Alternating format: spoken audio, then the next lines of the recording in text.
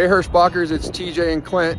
Clint's one of our amazing ambassadors, and today we're in Salt Lake City and we're talking pre-trips. So we're gonna do a pre-trip on his truck and trailer today. So Clint, tell me why you do a pre-trip. Why is it so important to you? Well, obviously, look at this thing. This thing's massive. This thing's barreling down the road at 60, 70 miles an hour. We have to make sure it's safe, not just for that name right there, but for everyone who's driving along next to us. I mean, the damn wheels are filled up to 100 PSI. Those are little mini bombs right there. They detonate next to a car. It can take out a whole car with the shrapnel. So we need to make sure that this thing is safe so that we're not killing ourselves, we're not killing anybody else out here next to us, and we're delivering hundreds and thousands of dollars worth of meat, protein, whatever we're carrying in that trailer safely to our customer who's paying us a lot of money to get it there. So why is a pre-trip so personal to you as an individual?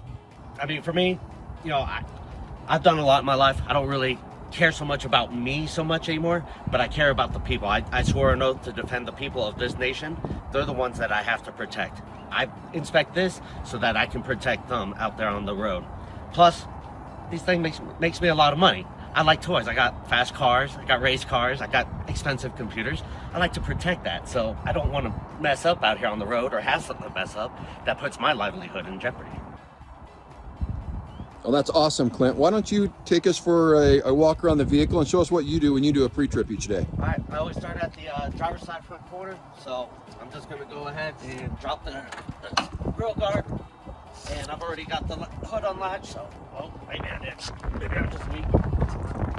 There we go. I'm going to pop the hood. I'm just going to take a look at the engine. So what I'm looking for in here is anything that looks out of place. So any of the hoses that could have oil on them, looking for possible cracks, any leaks, any drips anywhere. It's always good to wash your engine at least once a month. That way it helps keep everything clean, helps you visualize, see leaks better while the engine is off. Also, you want to look in here at your belt, make sure it's not crack or frayed, it's not loose or anything. You push down on it. I know on the older trucks you had cotter pins. You're just not on the steering gearbox. That's no longer. You just look for the paint on the steering gearbox where the drive shaft comes in. Make sure that it's not rotating. Checking your suspension here. Make sure that your shock is not leaking. Check your sway arm, your pitman arm. Everything here is good. Still got your cotter pins on your pitman arm. The bump stops are not cracked. Your leaf springs aren't cracked. Anything like that. We'll take a look on the inside of your steer tires here. Make sure you're not seeing any oil leaking from a hub leak. Visualize, you know, the brake chambers, all the ABS sensor wires. Yeah, just make sure everything looks good. Obviously, you're checking your fluid levels at the same time. Power steering reservoir, coolant, fuel water separator. If there's excess water in the fuel water separator, there's a valve on the bottom to drain it. But yeah, you just take an overall look at it and make sure that it's looking good. And then from there, I just start moving into the outside of the vehicle. All these have paint marks on the lugs, so you can see if they're backing off or not. If you have a hub cover, you won't be able to check it. But if not, you can always pull off the center hub cover here, dip your pinky in. You should feel a little bit of hub oil in there, making sure that it's not dry, because if it's dry, that thing locks up. You're going down the road, you're done. Then we just start moving down the side of the vehicle, just visualizing, looking for anything, any loose parts, anything that has broken off, lost bolts or something like that. Make sure there's no dings or dangs. I always keep my box open during this, make sure I have everything that is needed. You know, my steering gear, or my warning triangles, my fire extinguishers, some extra fluids, some extra wipers. So all that's all incorporated real quick. Let's start looking at the back of the vehicle. The new 26s, our fuel caps are going to be on the rear here. And then I'm all looking at everything, making sure my air lines coming from the tractor are good. Same with the electrical outlet. You're going to also look at your emergency stop to keep those from backing out. Make sure your air lines are suspended. Make sure they're always at least 2 inches above the catwalk. It's a DOT violation if they are touching the catwalk. And just make sure everything looking good. There's no freaking body parts hanging. Check your cab suspension. Look up underneath for any wires. Listen is one of the big things. These trucks operate on air, so you got to listen for air leaks. And then from there, I'm going to move to my drive tire section. Obviously, checking every drive tire. On my truck, I have a gauge that registers the air pressure, and I can look at it, and then I can release the air pressure just from the gauge. So you want to make sure your tires, I forget what we're running at now, I think it was 105 psi. You're going to check your kingpin, your mounting bolts, all along the frame, make sure none of those are backing out. Check your kingpin release handle. If you have a trailer, make sure it's pushed in. Check your kingpin sway pin, make sure that's in there. You move back underneath here. Obviously, you're going to want to check, make sure you have your mud flaps. You're checking your air suspension. Again, every single time you detach and attach a trailer, you're going to be looking at that fifth wheel release jaw. You'll always look at that. Every time I get out of the truck, I'm always inspecting that before I get back in. I don't care if I just go to use the restroom. I look at that because some bad people out there that like to pull that stuff. All right, so after that, you're going to be looking, you want to look at your drive shaft. You can see the subsection drive shaft back here. Just make sure it's looking good. We'll walk back around to the front. We'll check the front drive shaft, make sure it's not, you know, loose, clinking or anything like that. But just take a visual of all your airlines here, your sway arm and everything, or your torque arm, sorry. And then, yeah, you're pretty much done back here, as long as, again, listen for any air leaks. But yeah, when you come up here, it's kind of hard, but you just reach over and try to move your drive shaft as hard as you can. And if it doesn't move, it's not gonna move. That's a good sign. So from here, I'm gonna start looking at the trailer. Obviously, flat hands. Yeah, make sure the seals are good. They're hooked up properly. Again, the emergency back out. Make sure those are good. That's another violation. A small little thing that DOT probably won't even look at, but at this point, if I don't have a load on or a load loaded, I'm gonna turn on the trailer. I'm gonna let that boot up. While that's booting up, just visual registrations in there. And then I start looking at the trailer. You want to look at your skirt underneath here. That's the big metal part that touches the fifth wheel. Make sure it's not dent, there's no holes in it, it's not bent or anything. I mean, that's the strongest part of this entire tractor trailer setup, is that skirt fifth wheel kingpin setup there. You're gonna look at your rub rails here. Make sure there's nothing. A lot of us have found them where other trailers have, you know, made them wavy or broke them. At the same time, visualize right here underneath all your cross members. Can't have any broken cross members. Start inspecting the landing gear here.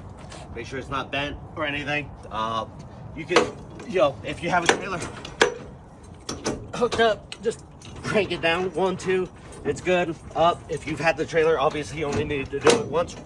Once you have the trailer, make sure your handle is stowed. But yeah, visualize your landing gear, nothing bent, nothing cracked.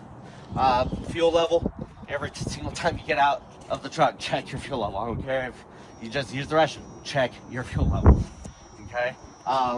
Not all of our trucks have this skirt, but check the skirt, you know, visualizing everything, make sure there's no damage or anything. You do find damage, claims. Real quick, send in a claim, take a picture of it. They'll ask you to send in the picture. That way we can get it registered. They can know about it. From here, move under the trailer. Again, want to see all the cross members. You want to check your airlines. Make sure they're not dragging onto the ground here. They're stowed up. You know, it's very easy on these newer trailers. And then you move under the trailer real quick. You don't have to get all the way under, but you want to be looking at your brake chambers, your airlines, suspension. Look in between your tires. Make sure there's nothing caught up in between the wheels. I always do a cross check, so I'm looking at the brake pads over there because I don't want to crawl all underneath to look at this side. So I'm looking at this side, and then when I move around, I look at this side. This little part right here, you always want to check this. Make sure that's not moving. That's your leaf spring freaking mount. Lots of DOT love to look at that for any movement. You can also bleed your air on these new Hyundai trailers. Do that for a couple seconds. You see water, just keep holding it until the water comes out. Again, wheels, automatic inflation. I'll show you where the box is for that here in a second. Right here, you're just inspecting your lugs. Make sure there's no cracks, nothing in the rims, no oil coming out indicating a hub leak. Obviously, everyone's been doing better. Take a good look at the tread. Make sure you're not showing any cords. There's no cuts in the sidewall. anything like that that might impair or weaken the structure of the tire. So I'm doing that for every tire. Obviously, again, auto inflate, don't have to check the air pressure. But what you do and should check is, here's the tire max inflation system. So it has a valve right here. When the lever is aligned with the hose, that means it's on. It's allowing air. When it's up like that, it means it's blocking the air. It's no longer keeping the air pressure correct on those tires. And then, like I said, once again, checking the brakes. These are your slack adjusters. You can't really tell right now, brakes are set. But yeah, just visualizing everything, making sure everything looks good. Same time, looking at all the cross members again. And yeah, just real quick glances, you can see this stuff. And then just move to the rear of the trailer real quick. Visualize any damages. And yeah, it looks good. And then again, if I don't have a load, open it up. If it's my first time getting the trailer, make sure there's no damages. All air chutes are hanging properly. A lot of our customers will not accept a trailer that is even slightly damaged, like Driscoll's down in Laredo. Alright, also want to go over a quick little subsection on our reefer units here. So if you don't have a load and it's not on, obviously you're going to power it on. Pre-trip, you want to, if you just picked up the trailer, you want to do a pre-trip on the reefer unit itself here. You do it on the trailer every time, but you also want to make sure your unit is working properly. Worst thing ever, get to a customer, freaking reefer won't turn on. Now they have a useless trailer sitting there, and we have to call someone out when you were just at the terminal. Techs could have looked at it and you could have picked up a different trailer. So it's going to configure on these new ones. New one, we don't have the satellite start switch, so it's all on the unit here itself. Just hit on, same thing as the other ones that we use. Takes forever to power on. Alright, so unit is on. So easy way to do these Thermo Kings, double tap the two little dots in the bottom right corner. After it wants to start now. I don't want it to start. I'm gonna change the temp as soon as it starts up so it'll turn off.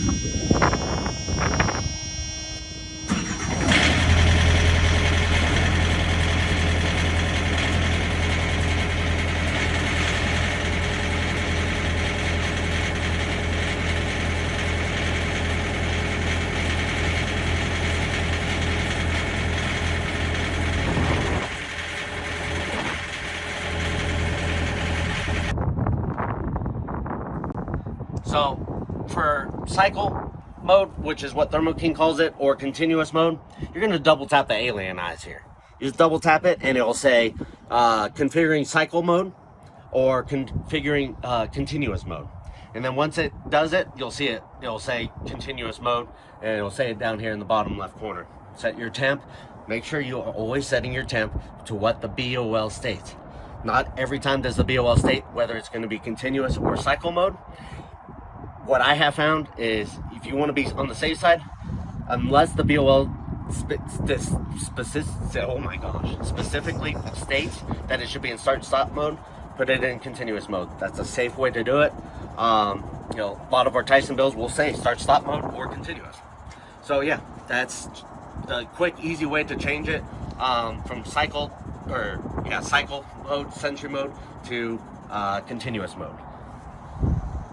Alright, so once I've inspected everything on the outside of this vehicle, that's where I move to the interior and I start checking on my gauges. So I'm going to go ahead and start up the vehicle.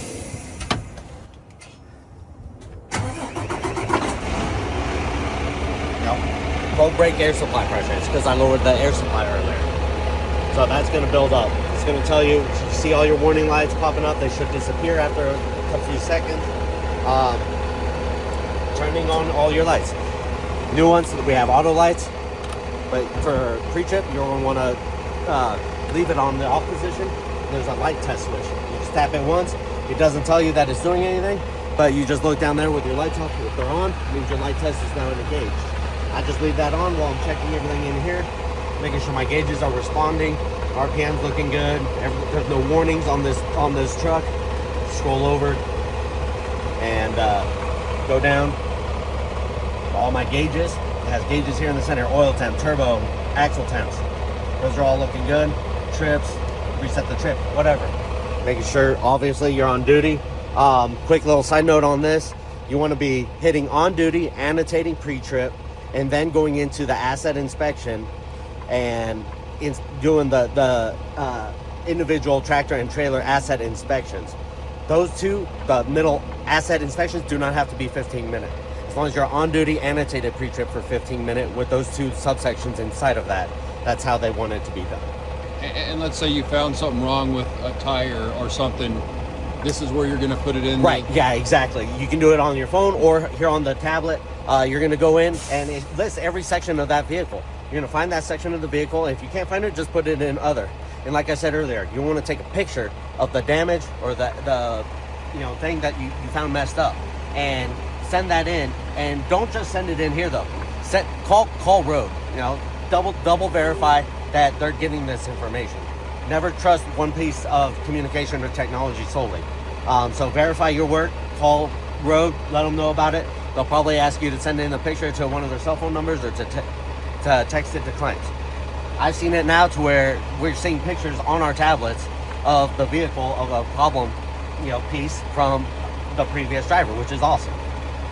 So yeah, you're just looking in here, push in your brake real quick, push in your trailer, make sure that's working. You can hear them popping out there. That's really what you want to look. Obviously you gotta have a horn, so I don't pull the air horn, it's too loud. So once it's now running and everything, I'm gonna hop out and do my light check real quick as I button up the truck and get it ready to roll.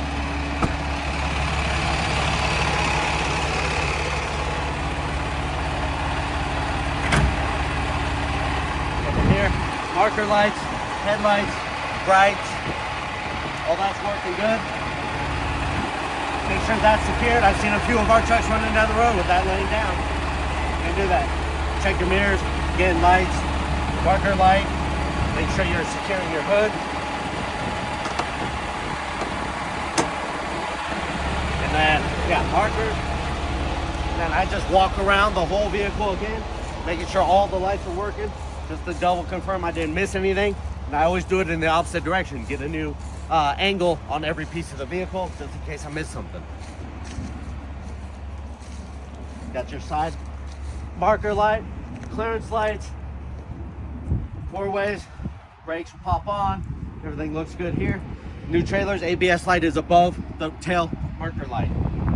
Make sure that is not on. But yeah, just walk around, see side marker lights.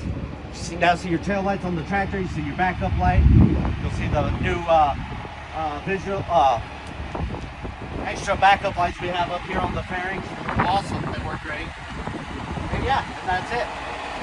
That's what you want to look at, and it's a quick rundown. It's not super in-depth, but that is what's going to keep this vehicle and everyone safe. Hey everyone, we just want to appreciate Clint for walking us through a good pre-trip. I know everybody kind of does them a little bit differently, but the overall message is that we really need to make sure we're doing them, that we're inspecting the equipment to keep ourselves safe and the general public safe, and just keep on trucking. Let's stay safe, and let's have a great week. Love y'all. Be safe.